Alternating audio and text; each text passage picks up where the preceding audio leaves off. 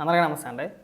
యథావిధిగా ఎప్పట్లాగే చంద్రబాబు నాయుడు గారి పైన, లోకేష్ గారి పైన ఏడవడానికి ఉదయాన్నే సాక్షిలో కొమ్మినేని శ్రీనివాసు ఒక డిబేట్ పెట్టాడండి.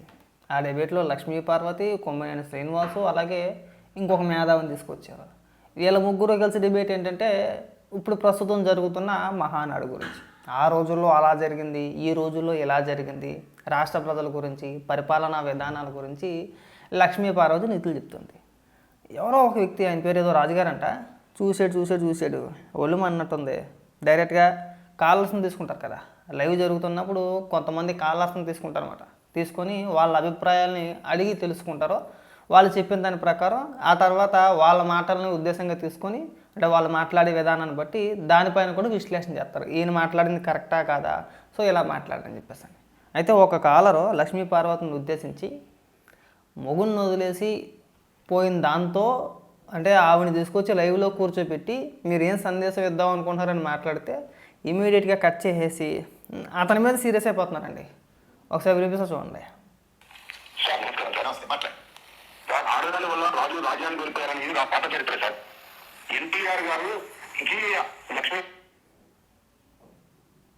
గారు సెలైన్ ఇచ్చేసి ఈమె చేశారనేది ఈమె ఆలోచన.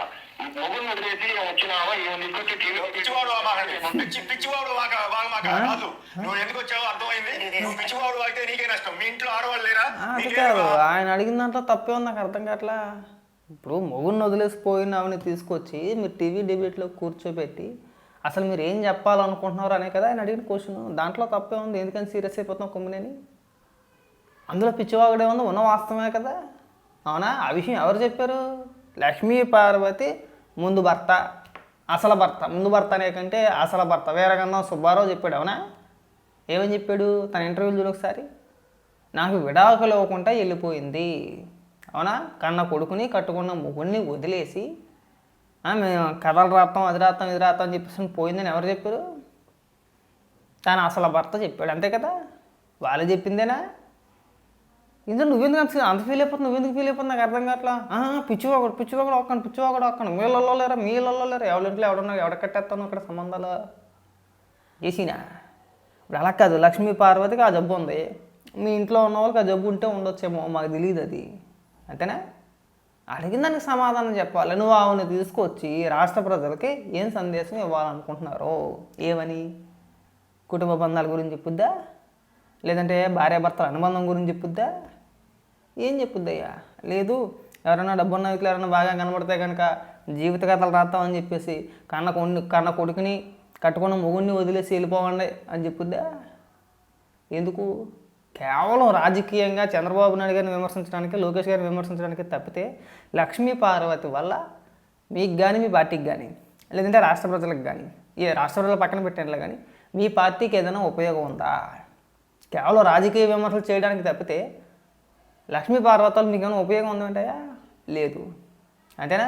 ఇక ఇలాంటి సందర్భాలు వచ్చినప్పుడు మాత్రమే ఈ జయంతులు కానీ, వర్ధంతులు కానీ, లేదంటే ఇలాంటి మహానాడు కార్యక్రమాలు జరిగేటప్పుడు కానీ, లేదంటే చంద్రబాబు నాయుడు గారినో లోకేష్ గారినో విమర్శించాలి, వ్యక్తిగతంగా విమర్శించాలంటే మాత్రం లక్ష్మీ పార్వతిని ఒక పావుగా వాడుకుంటున్నారు తప్పితే లక్ష్మీ పార్వతం మీకైనా ప్రేమ ఏం కొమ్మినేని?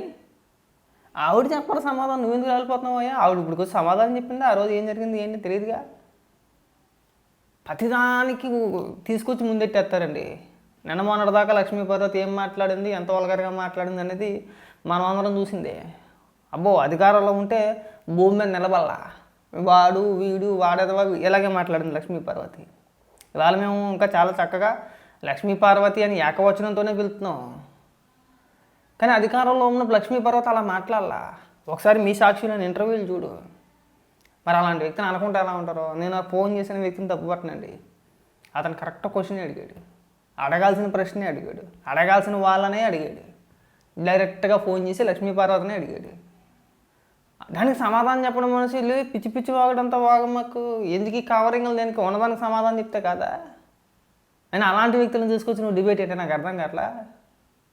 ఏం చెప్పాలనుకుంటున్నారు? అడిగిన దానికి సమాధానం చెప్పండి.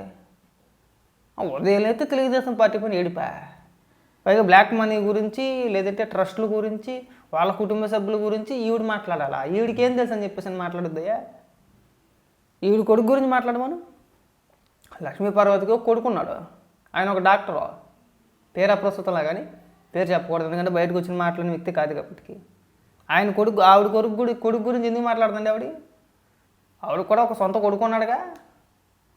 ఇప్పుడు మొగుడిని వదిలేసింది కానీ కొడుకైతే కొడుకే కదండి. మొగుడు కాకుండా పోవచ్చేమో కానీ కొడుకు అలా కాదు కదా.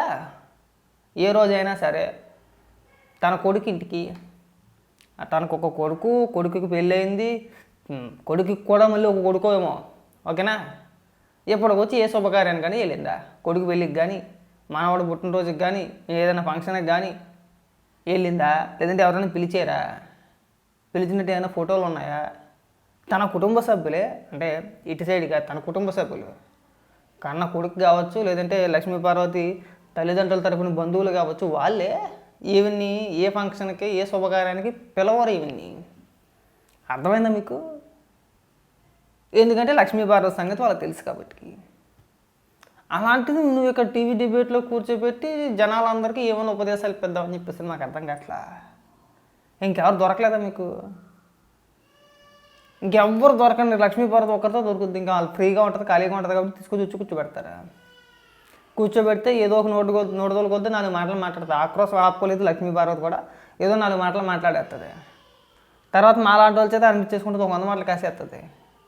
మళ్ళీ ఒక 4 రోజులు, ఓ 2 నెలలు కనబడదు. మళ్ళీ ఆ తర్వాత ఏదైనా సందర్భం వచ్చినప్పుడు మళ్ళీ వీళ్ళే ప్లాన్ చేసి చక్కగా ప్లాన్ చేసుకొని చంద్రబాబు నాయుడు గారిని ఆ రోజు అలా జరిగింది, ఈ రోజు ఆ రోజు నువ్వు చేసిన వ్యవహారాలు చాలా ఉన్నాయి లక్ష్మీ పార్వతి. ఆ రోజు నువ్వేం తక్కువ దానివి ఏం కాదు. పార్టీ టికెట్లని, ఎమ్మెల్యే టికెట్లు, మంత్రి పదవులు అని చెప్పేసి వడ్డానాలకి, పాపిడి బిళ్ళలకి, శివులకి, కమ్మలకి, గిమ్మలకి అమ్మేసుకున్న వ్యక్తివి. నీ చరిత్ర కథలుగా చెప్తారు తెలంగాణలో. అర్థమైందా? ఆ సొమ్ము ఎవరికి ఇచ్చావో కూడా తెలుసు, నీకు ఎవరు హ్యాండ్ ఇచ్చారో తెలుసు. ఆ హ్యాండ్ ఇచ్చిన యొక్క కుమారుడు ప్రస్తుతం వైసీపీలోనే ఉన్నాడు. ఆ నేత యొక్క కుమారుడు. కథలుగా చెప్తారు, మామూలుగా చెప్పరు, కథలుగా చెప్తారు. నువ్వు పార్టీని అడ్డం పెట్టుకుని ఎంత దోచేసావు ఏంటి అనేది. ఈ మాటలన్నీ ఎవరో ఏ రోజు బహిరంగ ఎవరో మాట్లాడతారా? మరి ఎందుకు అనవసరంగా నువ్వు ఇక్కడ గింజుకుంటున్నావు అని అడుగుతున్నా. ఇంకెప్పుడు కూడా డిబేట్లోకి వచ్చి ఆ రోజు అలా జరిగిందని చెప్పి స్టార్ట్ చేసేటప్పుడు నువ్వేం చేసావు కూడా చెప్పాలి. మనం ఏం చేసాం, మనం ఎంత నొక్కేసామని కూడా చెప్పాలి కదా. ఆయన ఎవరో, ఆయన పేరు ఏదో గుర్తు రావట్లేదు, ఏబిఎన్ డిబేట్లో, ఏబిఎన్ ఇంటర్వ్యూలో చెప్పాడు, డైరెక్ట్గా చెప్పాడు, నాకు వడ్డానం చేస్తే నీకు మంత్రి పదవి ఇప్పిస్తానని చెప్పేసి నీ లక్ష్మీ పార్వతి నాకు ఆఫర్ చేసిందని డైరెక్ట్గా ఏబిఎన్ డిబేట్లో చెప్పాడు. ఏం చేయగలిగావు? సమాధానం చెప్పగలిగావా? మీరు అధికారంలో ఉన్నప్పుడే, వైసీపీ అధికారంలో ఉన్నప్పుడే చెప్తే ఏమైనా చేయగలిగారా? మళ్ళీ ఇక్కడికి వచ్చి ఎందుకు పంచమాల కౌరులని చెప్తావు డిబేట్లో కూర్చొని? నేను చాలా మంచిదాన్ని, నేను చాలా అమాయకురాల్ని, నాకేమీ తెలియదు. ఇంకెప్పుడు కూడా ఇలాంటి పిచ్చ మాటలు మాట్లాడమాక డిబేట్లో కూర్చొని. ఇగో 10 మంది దగ్గర ఇలాగే కాసేయాల్సి వస్తుంది. అదొకటి బాగా తెలుసుకొని ఇంక సైలెంట్గా మూసుకొని ఉండు.